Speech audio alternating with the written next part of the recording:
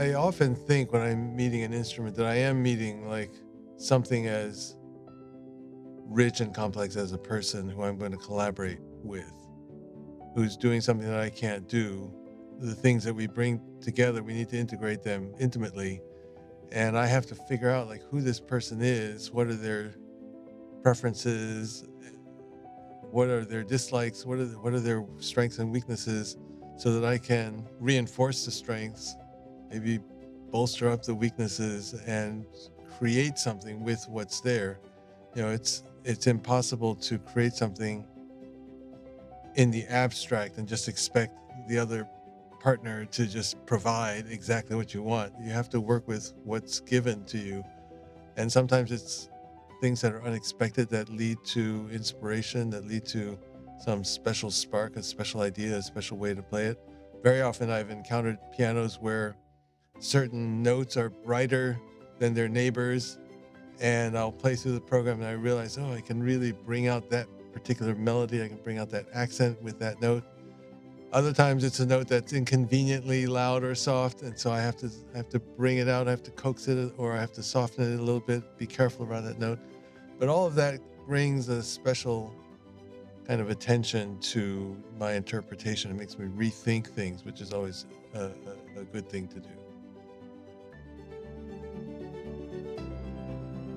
When I'm playing, I'm always thinking like, I wish a piano tech was here so we could work on this particular thing. I think that with tuning, I think that with regulation, with pedal adjustments, it's really, especially in a rehearsal, I'm just making a list of, okay, this needs to be looked at. We need to talk about this, da da da da. And I'm always trying to plan my schedule on a concert instrument around the piano tech's availability, so that there's some moment where we can be on the stage together with the instrument and we're looking at it together, and I'm demonstrating and asking questions, and the piano tech can see and hear exactly what's going on and what I'm looking for. And then one of my absolutely favorite things to do is just to sit in the audience while the piano tech is tuning and regulating, just to be able to get to know the instrument. When I see the instrument being taken apart, I feel like, okay, if only I could do that. If only I had the skill to do that, I would do it. But here's someone who's doing it for me, and I should be there just to watch and see what would life be like without a piano tech. Wow.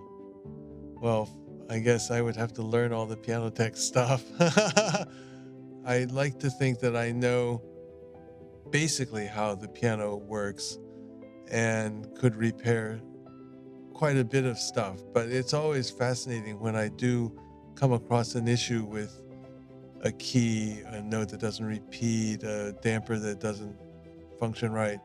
What I think is the solution very often is not the solution that the piano tech would advise. I'll ask my home piano tech, who knows me and who knows what I want and who knows my instrument, and I'll say, "Hey, I think such and such is happening," and he'll say, "Nope, not at all. It's this other thing," and he's always right.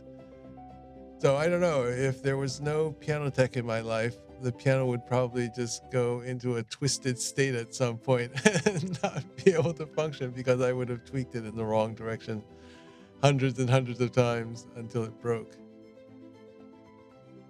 And about 5 minutes into a 20-minute piece, I played a D, middle D, and it just stayed down.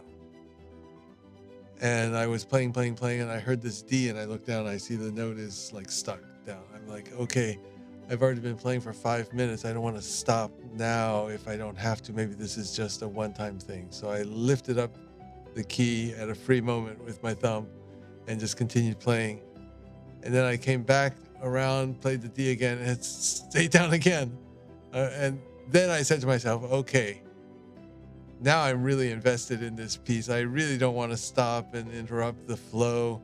Where can I lift it up, and where's the next D? So my mind started racing just a little bit ahead of the music. Oh, here's the next D, and here's where I can lift it up. Here's the next D, and here's where I can lift it up. And I just kept playing and lifting this note. And of course, it was just like a crazy mental exercise, but I was somehow put in the zone because of that. And that turned out to be one of the better performances of that tour. I was really quite happy with that, even though I would never wish that on myself or anyone ever again. That turned out to be a really interesting musical exercise, a real performance challenge. Well, I think my crazy wish would be like a fantasy to be able to bring my own instrument with me wherever I played. But of course, I would have to have a portable piano tech with that piano because that's what I need to make the concerts happen correctly. You know, the best concert is a partnership between the pianist, the instrument, and the piano tech. And all three are required. All three have to be great. And I think, you know, that would be a kind of a dream team to go around with a wonderful piano and a wonderful piano tech.